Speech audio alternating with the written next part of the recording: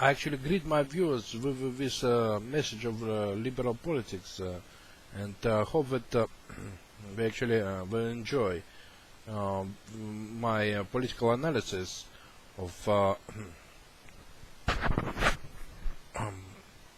processes that happen in America, and the social infrastructure, let's say.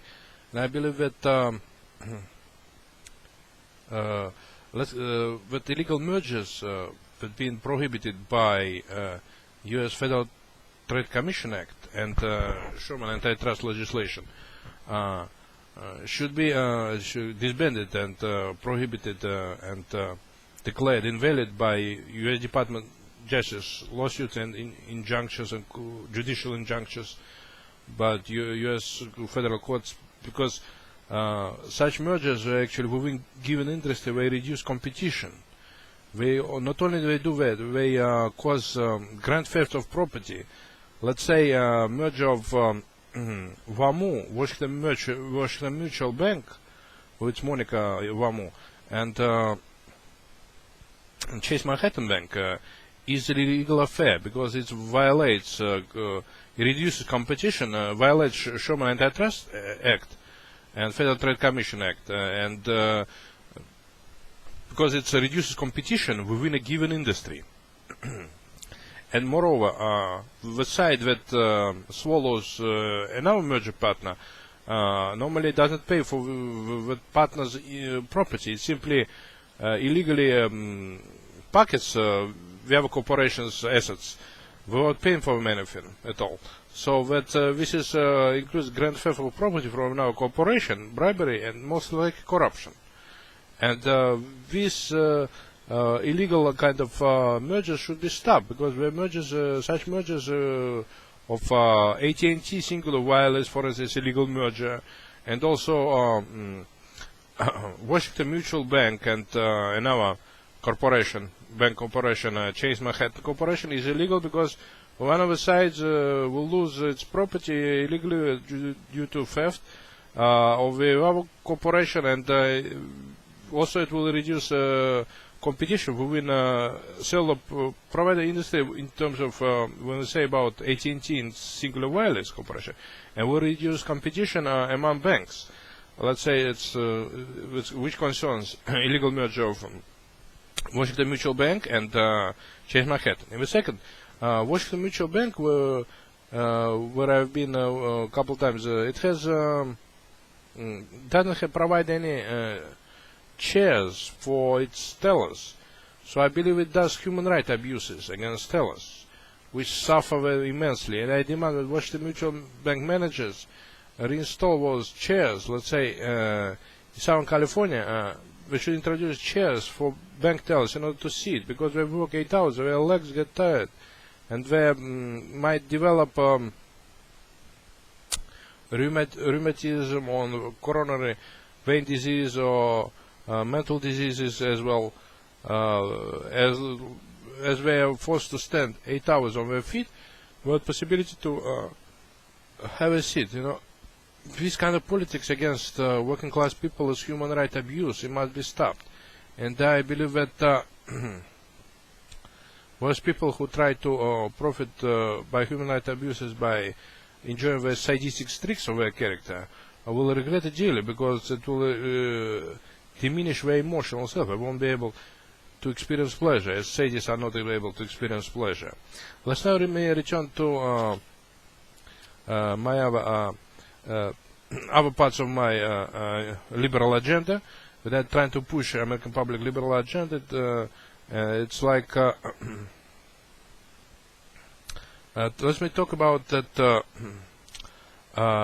neo-fascist inhuman tendencies in American psychology. One been introduced by the psychologist Corey in his textbook Physiological Psychology. He says about that mice could enjoy actually multiple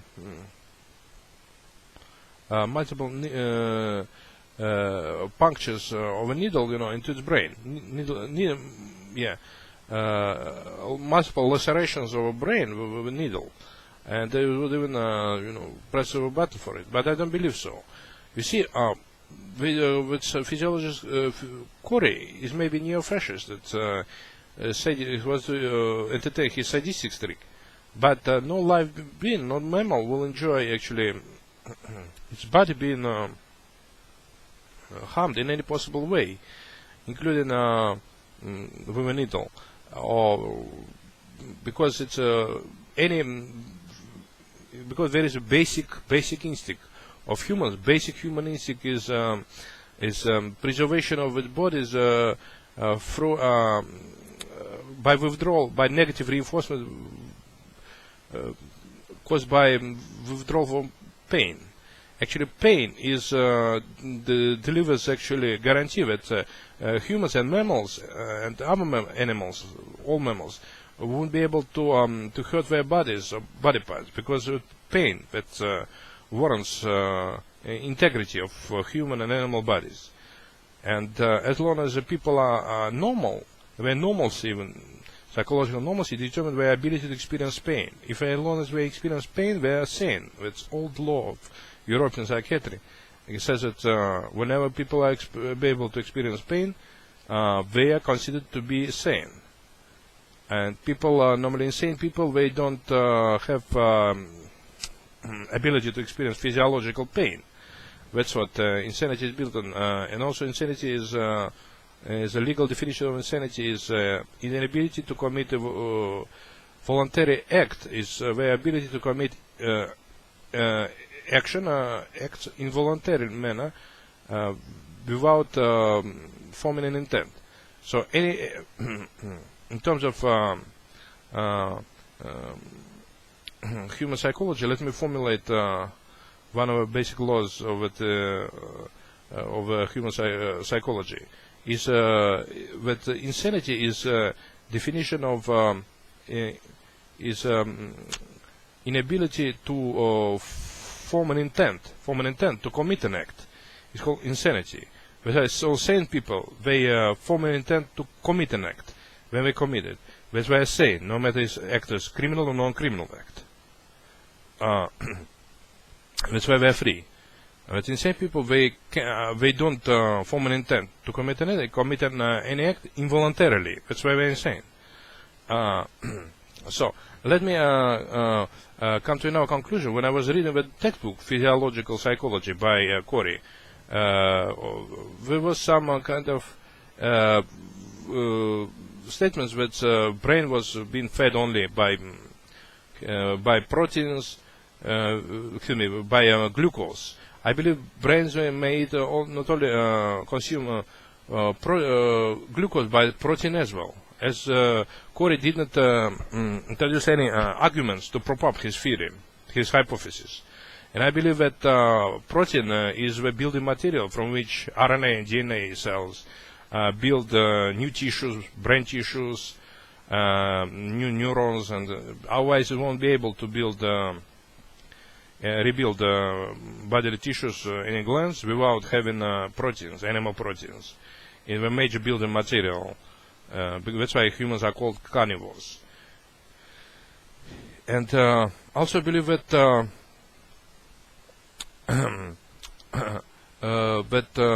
torture that took part in that American occupied jail Abu Ghraib was caused by propaganda of torture by American psychologists who just Corey and Jeffrey Neville were pushing forward torture as an attempt to achieve pleasure. But nobody will achieve any pleasure by doing torture, but inflicting pain on a human. Only pain, people simply will lose their conscience or lose the ability to experience pain, but will never experience any pleasure. So that people who engage in violent act of torture, just causing damage to our people's nervous system, to their ability to experience pleasure, and to cause of irreparable physical harm as well. So I believe that torture will be condemned at all times, especially by psychologists.